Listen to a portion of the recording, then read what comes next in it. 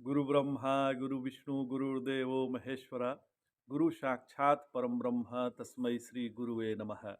सदाशिव समारंभां शंकराचार्य मध्यमाम् अस्मदाचार्य पर्यंतां वंदे गुरु परंपराम्। ओम श्री गुरुभ्यो नमः।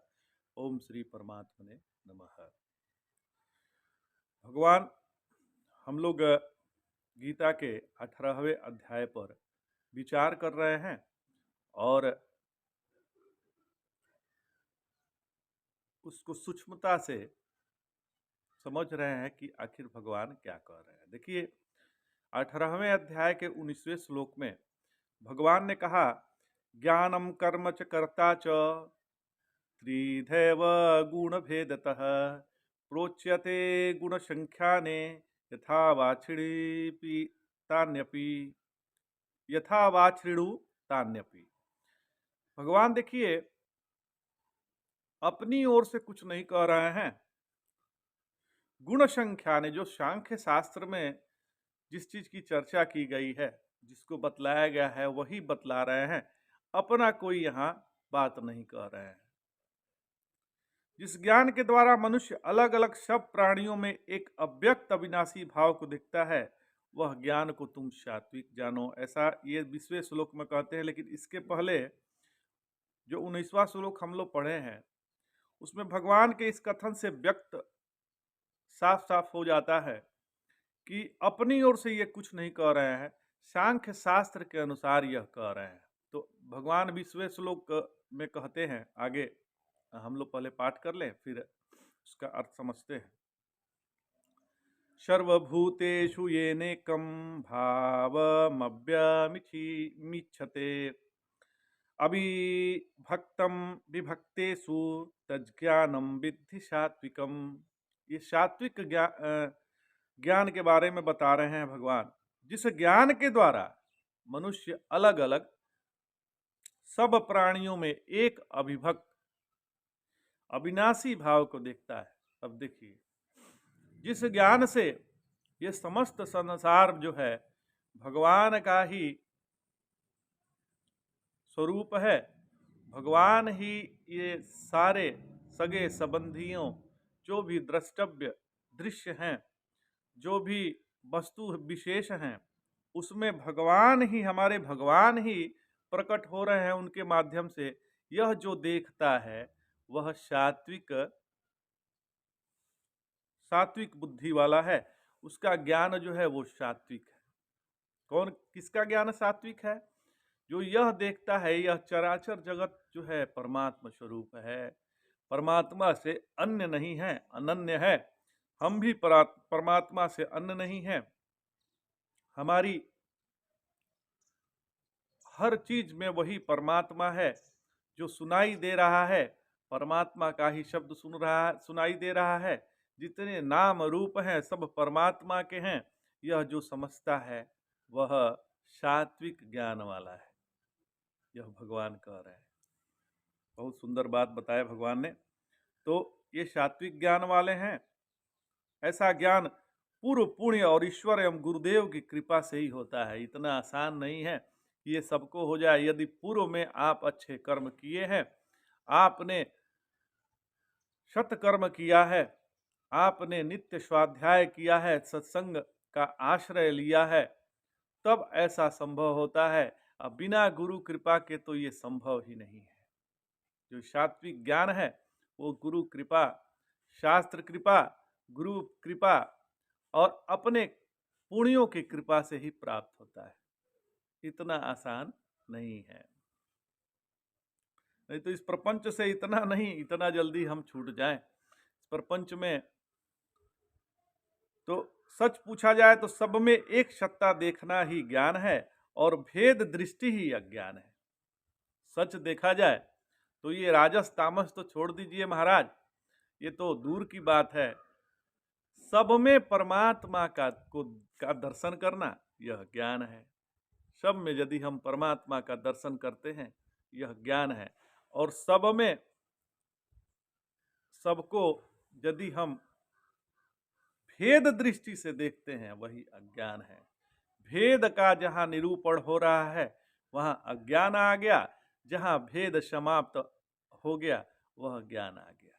तो जहाँ ज्ञान है वही सात्विक ज्ञान है, बाकी तो सब अज्ञान ही है। तो ज्ञान क्या हो गया? तो ज्ञान इतना ही हो गया महाराज कि ये जो भी जीव दिखाई दे रहे हैं यह परमात्मा ही उस जीवों से प्रकट हो रहा है। जो ये पेड़ पौधे दिखाई दे रहे हैं उस पेड़ पौधों से भी परमात्मा ही प्रकट हो रहा है। जितने जड़ वस्तुएं हैं, जितने चराचर ये जो भी नजर आ रहा है, ये सब परमात्मा ही उससे प्रकट हो रहा है। ऐसा जिसका भाव है वही ज्ञानी पुरुष है। ऐसे ज्ञानी पुरुष को बारंबार प्रणाम करते हैं। और देखिए,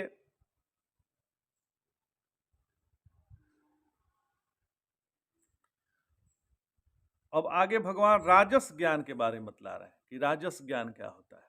राजस ज्ञान क्या है? पृथक्तेन तु यज्ञानम नाना भावन पृथक गिद्धान वेति सर्वेषु भूतेषु तज्ज्ञानम विद्धि राजसम।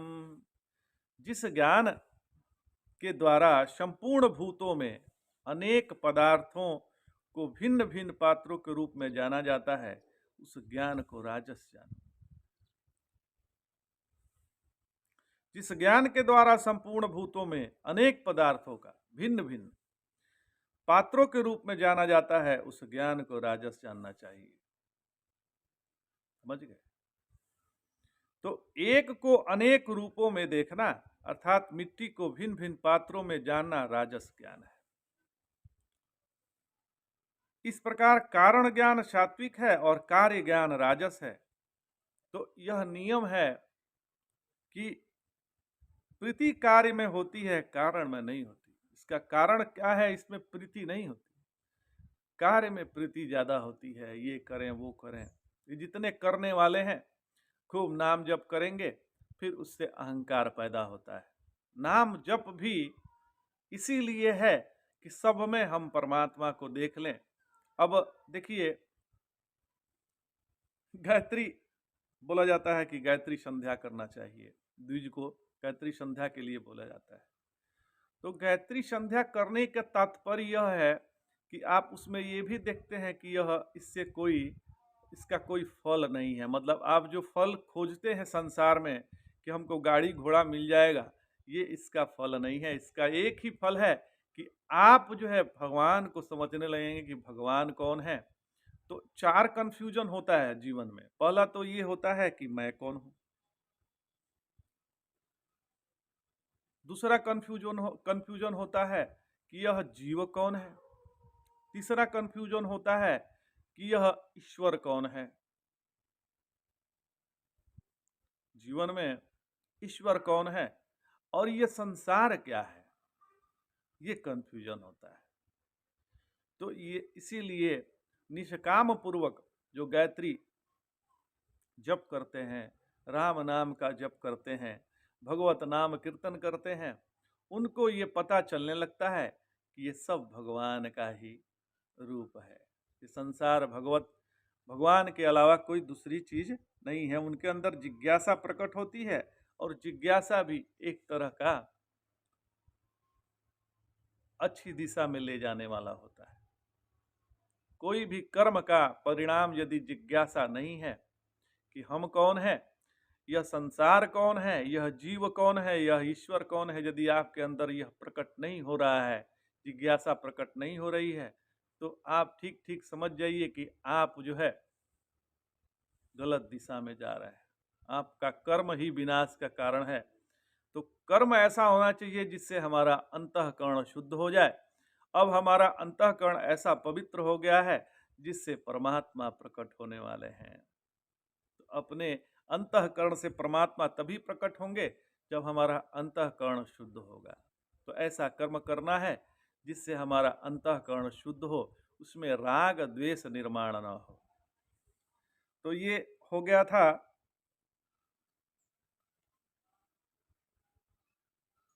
राजस ज्ञान की बात कर रहे थे। तो राजस ज्ञान में कार्य में प्रीति होना ही जीव भाव है, क्योंकि परिच्छिन्न दृष्टि होने पर ही कार्य में प्रीति होती है। व्यापक दृष्टि हुए बिना कार्य का मोह निवृत्त ही नहीं होता। यदि व्यापक दृष्टि नहीं होगी तो कार्य का तो मोह निवृत्त ही नहीं होता, मोह लगा ही रह जाता है। और न जीवत ही नष्ट होता है, इसी से बोध होने पर कार्य का आकर्षण नहीं रहता, और यही कल्याण का हेतु है। जब बोध हो जाता है तो कार्य के प्रति हमारा आकर्षण खत्म हो जाता है, और इसी को कल्याण का हेतु समझा जाता है। तो आगे अब भगवान तामस की बात बताते हैं कि तामस ज्ञान क्या है।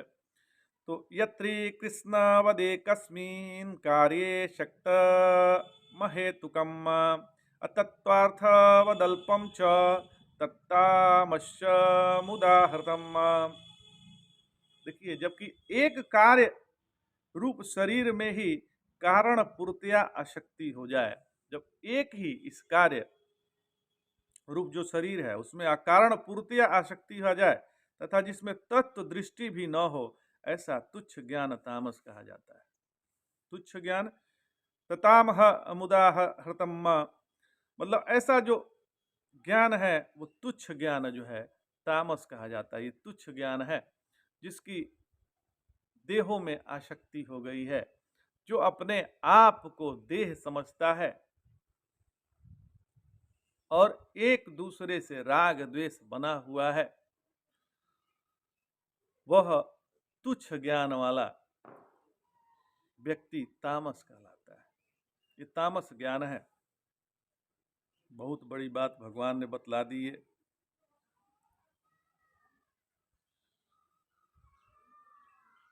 जो पुरुष कार्य रूप शरीर में ही पूर्ण रूप से आसक्त हो गया है, ये कार्य रूप जो शरीर है इसी से कार्य करते हैं, यही हम हैं जो अपने आप को शरीर समझने लगा है। वह तो कितने लोग कहते हैं हम तो कर्म योगी हैं, हम तो कर्म योगी हैं। ये जो कर्म योगी होते हैं वो यही तामस ज्ञान वाले होते हैं। कर्म योगी होने के लिए एक शरीर होना आवश्यक है, और शरीर आप है नहीं। आप तो ये देह ही नहीं है महाराज, आप तो सच्चित आनंद स्वरूप हैं, आप साक्षात परमात्मा के स्वरूप हैं, और आप अपने आप को देह मान लिए तो यही हो गया तमस ज्ञान। अब अगले श्लोक में कर्म के भेद भगवान बतला रहे हैं कि कर्म कितने भेद के होते हैं। तो भगवान कह रहे हैं नियतम संगरहितम राग द्वेषतः कृतम अफल प्रेप्सुना कर्म यत्तत् सात्विक मुच्यते। बहुत सुंदर बात बतलाए हैं भगवान। जो शास्त्र विहित हो, जो शास्त्र बतलाते हैं कि ये कर्म करना चाहिए, आसक्ति शून्य हो, जो कर्म आसक्ति से शून्य हो, जिसमें आसक्ति नहीं आती, जैसे संध्या वंदन, और राग द्वेष से रहित हो, तो शास्त्र विहित जो कर्म होता है उसमें राग द्वेष कहाँ रहेंगे, नहीं रहेंगे। जैसे नित्य निरंतर स्वाध्याय करिए, जप करिए, जो गुरु मुख से जो मंत्र मिला है उसका जप करना, स्वाध्याय करना, सत्संग करना, यह इसमें कहाँ राग द्वेष आएगा। तो और फलकांक्षा से शून्य, इसका फल क्या मिलेगा यह अंदर आकांक्षा नहीं है, ऐसा पुरुष द्वारा अनुष्ठित वह सात्विक कहा जाता है कर्म। ऐसा कर्म जो है सात्विक कर्म है। कैसा सात्विक कर्म है? जिसे शास्त्रों ने उपदेश दिया है, जिसे गुरु ने उपदेश दिया है, जिन्हें जिन्हें ज्ञानी पुरुषों ने उपदेश दिया है, उस कर्म को करते हुए, जो कर्म को करते हैं वैसा कर्म जो है सात्विक कर्म कहलाता है। जैसे सात्विक कर्म कौन है? तो नित्य कर्म, नैमित्य कर्म और कर्तव्य कर्म, ये तीनों कर्म जो है सात्विक कर्म है।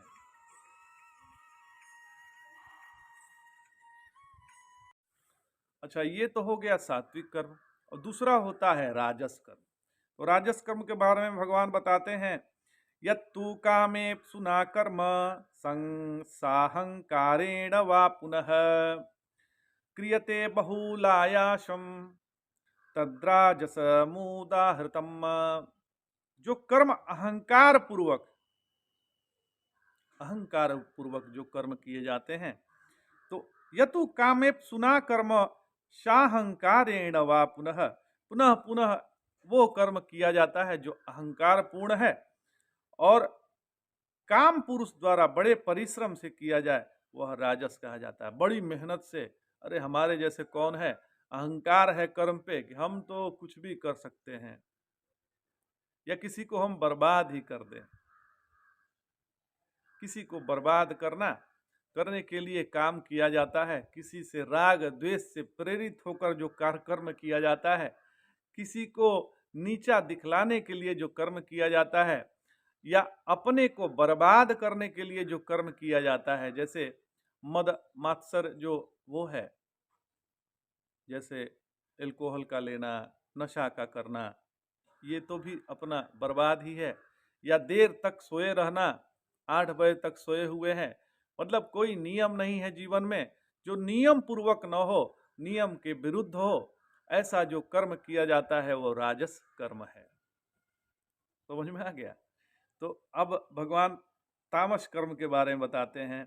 अनुबंधम क्षयम ही शामनवेच्छ च पौरुषम मोहादारभ्यते कर्म यत तामसमुच्यते। भगवान कह रहे हैं कि जो कर्म परिणाम, हानि, हिंसा और अपने सामर्थ्य का विचार न करके केवल मोह बस आरंभ कर दिया जाता है, वह तामस कहलाता है। अब देखिए, अनुबंध हो गया, परिणाम हो गया, अर्थात इसमें सुख होगा या दुख होगा इसका विचार आपने किया ही नहीं। इस कर्म से हमको दुख होगा कि सुख होगा आपने विचार ही नहीं किया। 5 रुपया खर्च करने की सामर्थ्य होने पर भी 50 रुपया खर्च करता था। पूर्व आपने विचार किया नहीं, आपने कर्म में हाथ लगा दिया। जैसे भोजन तैयार होने से पहले ही जिमने बैठ जाना है। अब भोजन तैयार हुआ नहीं, चलो खाना खिलाओ, क्या मिट्टी खाओगे? अरे पहले भोजन तो बनाओ। तो इसका विचार न के बोले जाना और यह सब अनुबंध का विचार न करना, यह जो है तामसिक कर्म है। तामसिक कर्म क्या है? तामसिक कर्म है कि आपको सुबह उठना चाहिए 4 बजे और आप महाराज सोए हुए हैं 8 बजे तक। मनमानी आचरण करना तामसिक कहलाता है। भोजन बनेगा तो न भोजन करेंगे, बिना भोजन बने ही आप भोजन मांग रहे हैं, हो गया तामसिक कर्म। तो इससे बचना है, हमको सात्विक होना महाराज, न हमें राजसिक होना है न तामसिक होना है। राजसिक वह है जो अहंकार वश कर्म किया जाता है, तामसिक वो है जो सोते सोते आप चाहते हैं कर्म करना, आपने बिना विचार ही नहीं किए हैं कि इस कर्म से क्या फायदा होगा, क्या नुकसान होगा, तो आप वैसा कर्म करते हैं, तो आप तामसिक कर्म करते हैं। तो हमें सात्विक कर्म करना है। सात्विक कर्म है नित्य नैमित्य और कर्तव्य कर्म, जो शास्त्रों ने बतलाए हैं, जो गुरुजनों ने बतलाए हैं, जिससे हमारा अंतःकरण शुद्ध होता है, वह सात्विक कर्म है। तो आज इतना ही महाराज। जय जय शंकर, हर हर शंकर, नमामि शंकर, भजामि शंकर, नमः पार्वती पतये, हर हर महादेव।